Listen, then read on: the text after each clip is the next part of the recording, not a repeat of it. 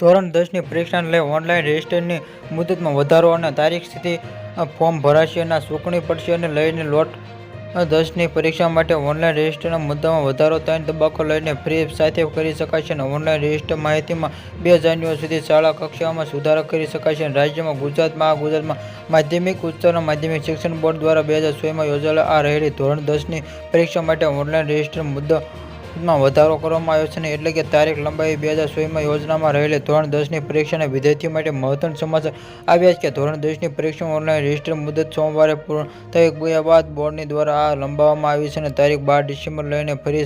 સેવા માટે ફોર્મ ભરવાની પ્રક્રિયા શરૂ છે જેમાં પ્રથમ તબક્કાના 12 ડિસેમ્બર 21 ડિસેમ્બર 250 લઈને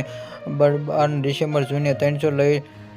ફ્રી સાથે ફોર્મ ભરવામાં સ્વીકારવામાં આવશે અને 350 લેટ ફ્રી સાથે ફોર્મ સ્વીકારશે. પ્રથમ તબક્કો તારીખ 12/12 ને 21/12 સુધી લઈને આ દ્વિતીય તબક્કો તારીખ 12/12 ને રૂપિયા સુધી 300 રૂપિયા તબક્કો લોન તારીખ 2/1/2024 ના 2/1/2023 વધુ જણાવી દર્દીઓને તમારી 2 જાન્યુઆરી સુધી માહિતી કોઈપણ શાળામાં કક્ષાએ સુધારો શકાશે અને અલગથી કોઈ જ ફી લાગશે નહીં.